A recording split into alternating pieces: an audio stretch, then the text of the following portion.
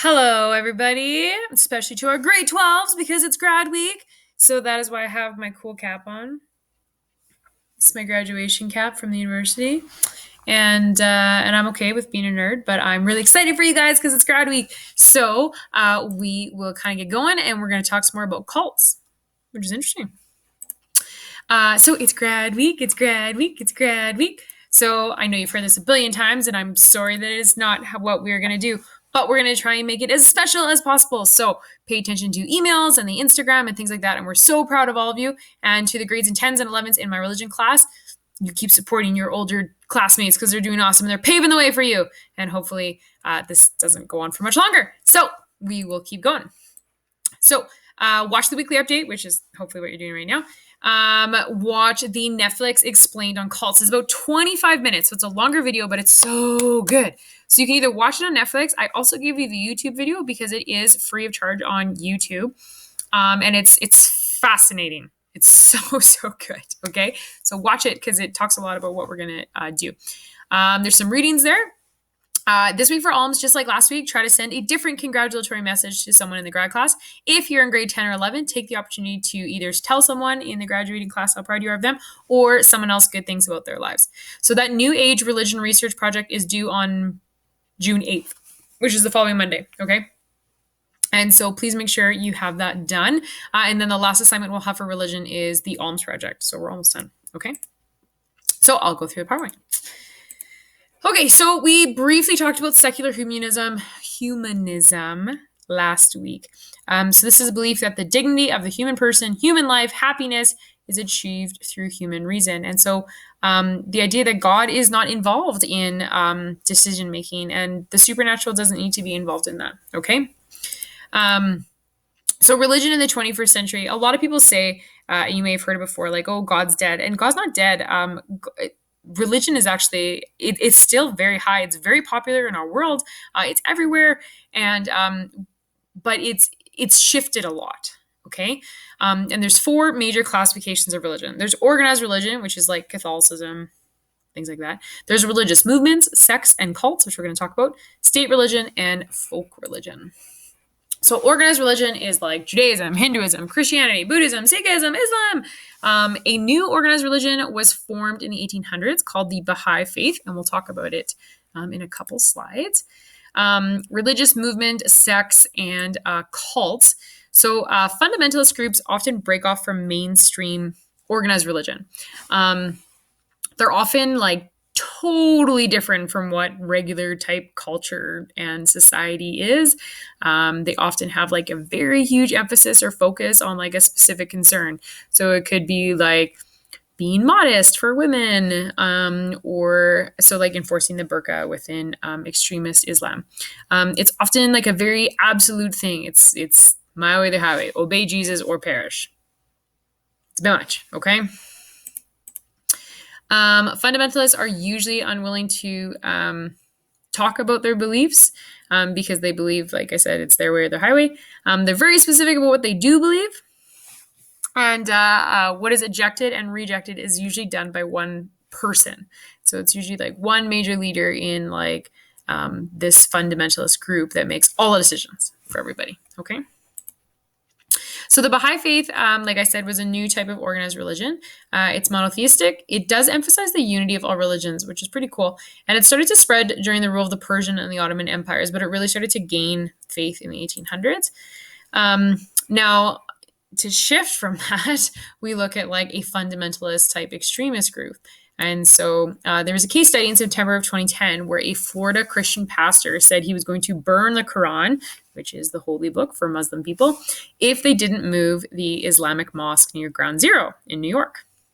And President Obama was even like, please don't do this. It's very important to Muslims. You can't do this.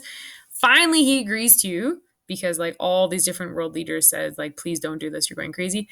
But then the next year, somebody at the same church still burnt the Quran. So that's very extremist. Like it's very rude. It's very like, it's not a criminal activity, but like this is literally to Muslims, like the physical word of God, and you just burned their God almost, right? So it's not good.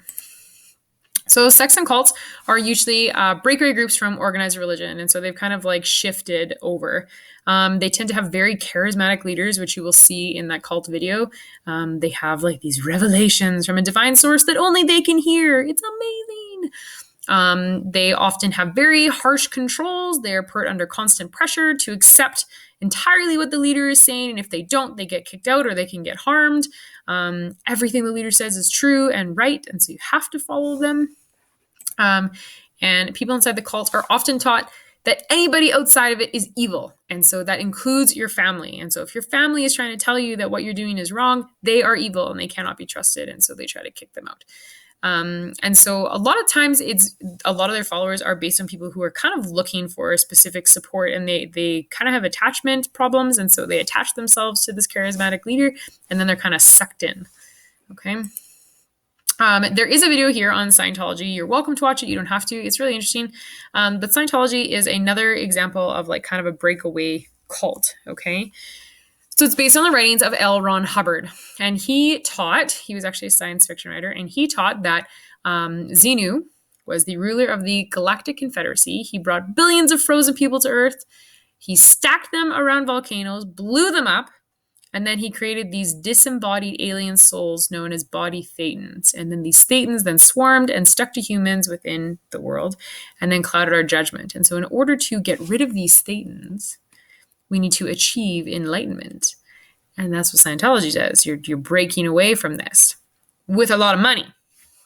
Okay? So Hubbard originally created something called Dianetics, and this is supposed to be like this psychotherapy that would help you recall traumatic experiences and like wipe them away to become enlightened. He also created the E-meter, which like measured electromagnetivity to determine changes in your mind, to see if you've achieved that enlightenment by paying a lot of money. And so he had all these books, like you can buy these science fiction books, and he turns this into a religion, and it's spread really quickly throughout the United States. But it doesn't have like a ton of followers. They lie about the amount of followers they have. He often contradicted what he said, so it was kind of unclear. And then a lot of people came out who had left Scientology, who had managed to leave the cult, and they talked about burglary and tax evasion and all these cult practices, and that you had to follow all these certain things. You had to do these really weird things. You had to pay a lot of money. Okay. And yeah. So Scientology says that it has 3.5 million followers. That is not true. They think it's only about 55,000 in the US. And it's often very, very rich people because they are the only ones who can afford to do it. And they actually take their beliefs from a number of sources. And so this is the big Scientology church within Hollywood. Okay. And so these are some of the similarities to other religions. So Thetans, inner spark. This is actually from like Greek mythology, Hinduism, reincarnation. They talk about that the Thetans like reincarnate themselves into the next person. They have a Scientology cross, which I have a picture of right away. That's from Christianity. They also have auditing. So auditing is you kind of like you go and recall those experiences, and then like you kind of get punished if they're bad. The bridge to freedom costs you a lot of money. Now, Christianity also talks about a bridge to freedom, but Jesus is the bridge. No money involved. Ministers, Christianity, Judaism, Islam. 8 points of the cross, similar to the Noble Eightfold Path. Karma, Dharma, that's Hinduism, Jainism, things like that. Okay. But they do this because it helps a lot of people from different religions all kind of connect, because they're like, oh, I know that. That's just like what I did before. So these are the 8 points of the cross. Now, there's a lot of controversy within Scientology. It says like that Google had a lot of like discriminating information on Scientology, and they tried to censor that. There's claims that it abuses its members. It's claims that the money that is given isn't used for charity purposes, which is the whole point of a religion, is that the money you donate actually goes to charity. So in many countries, Scientology is actually illegal, and it can't be classified as a religion, so they don't get tax breaks, which probably doesn't make them happy. Now, a state religion is when the state authorizes and gives privilege to the beliefs and practices of a particular religion. So Canada doesn't have a state religion. We are secular. But like lots of countries do have specific state religions. And so, for example, in like in the Middle East, you'll often see like Islam as a state religion, or Judaism, things like that. Okay. Now, historically, there has been specific state religions, but Like this is like the Frankish Empire and stuff like that, which was a long time ago, and so they had Christianity, but not anymore. Okay. However, if you had a state religion, this basically means that religion's a part of your life because the laws are based on it. And so in the Middle East, where Islam is a state religion traditionally in many different countries, that means that like a lot of Islamic laws govern how the countries run. And so as a female, for example, like I would have to, if I was a visitor to that country, I would have to cover my hair, cover my shoulders, cover my knees, things like that. Men also have to cover their knees. In some countries, I wouldn't be allowed to drive because I'm a female, even though I mostly know how to drive. Anyways. So, and then folk religions. So a lot of folk religions go back to pre-Christian times. Not a lot of religions claim that they're from folk religions, but a lot of times they have religious tinges. So like Halloween has actually, it kind of has shifted from like All Hallows Eve to like some folkish type stuff. Eggs at Easter, eggs represent fertility. Now, they've shifted at Easter to be something, they still represent like new life and things like that. But they took a lot of it from these folk type religions. Okay. So alms this week, like I said, send a congratulatory message to someone. Watch these videos. So this cult one is so good. I think you're going to love it. It's really entertaining. And then that assignment, like I said, is due on June 8th. And congratulations to all of our grade 12s. You did it. We're so close to being done remote learning. And then it is summer and you don't have to think about it. And I'm so proud of all of the grade 12s and all of our grade 10s and 11s because you guys have done amazing. So congratulations. Have a great week. If you're in grade 12, like I said, pay attention to those emails and the Instagram, and we will talk to you soon. Bye-bye.